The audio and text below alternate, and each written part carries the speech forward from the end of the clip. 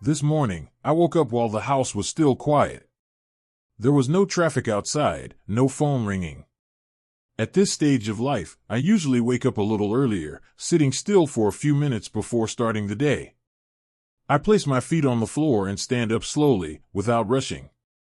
Not because I am in pain, but because I have learned that our bodies deserve more respect as we grow older. If you are listening to these words, you may be a lot like me. You are not in a hurry the way you once were. Every movement is more intentional. And it is often in these very ordinary moments that many of us begin to notice a common part of aging. Our muscles slowly grow weaker, so quietly that we sometimes tell ourselves it is just natural and learn to live with it. Today, I want to share a story about that very thing. Not to worry you, but to gently look together at an important health issue for older adults that is often overlooked.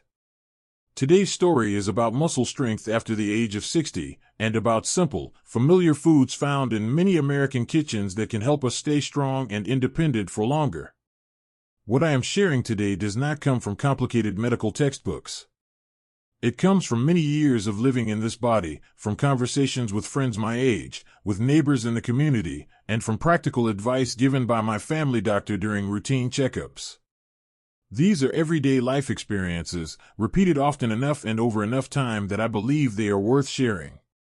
I clearly remember the first time I truly noticed my muscles had grown weaker. It was one morning when I bent down to tie my shoes. Something I had done my entire life without thinking.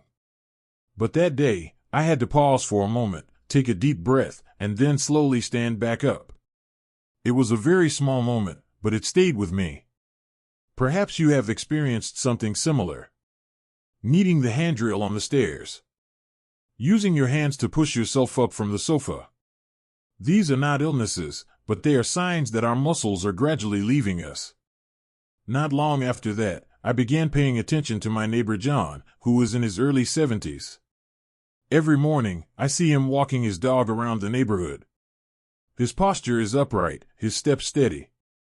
One day, during a casual conversation, I asked him how he managed to stay so strong.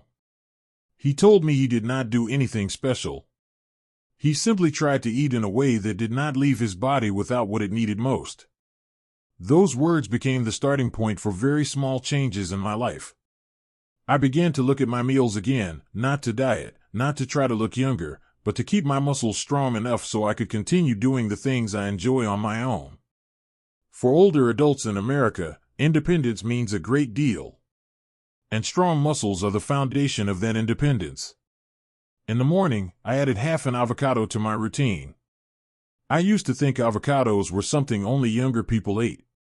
But over time, I came to understand that the healthy fats in avocado provide steady energy for the body and help muscles avoid tiring too quickly.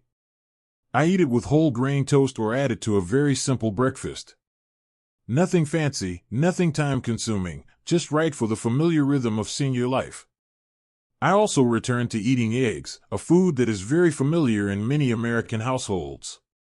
There was a time when I avoided eggs because of old concerns. But through conversations with my doctor and by paying attention to how my body responded, I realized that eggs, when eaten in moderation, are an easy-to-absorb source of protein. Protein helps muscles maintain their strength, making it easier to stand up from a chair and walk with confidence. I usually eat eggs in the morning or at lunchtime, prepared simply so they do not feel heavy.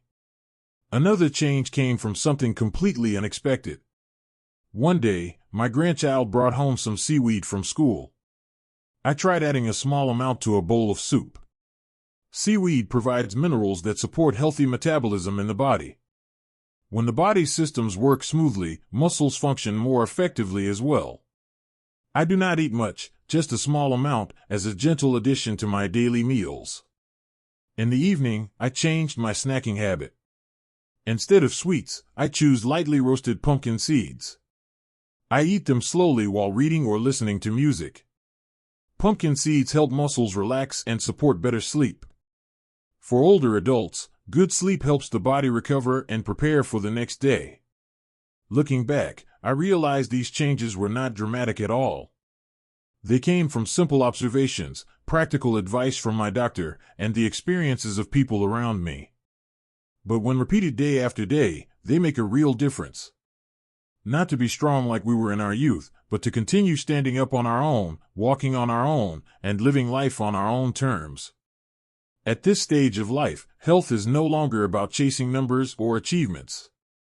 It is about being able to continue living in a way that feels familiar, in our own home, in our own neighborhood, with simple daily routines.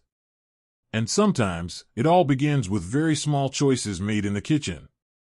Before we close, I want to gently remind you that what I have shared today is based on personal experience and general knowledge. It is not a substitute for professional medical advice. If you have any underlying health conditions or are taking medication, please talk with your doctor before making changes to your diet. Thank you for taking the time to listen. If you saw yourself in today's story, consider starting with one small change. And if you would like to continue along with more slow-paced, practical conversations about health and later life, I invite you to stay with the channel. We can take care of this body together, one day at a time.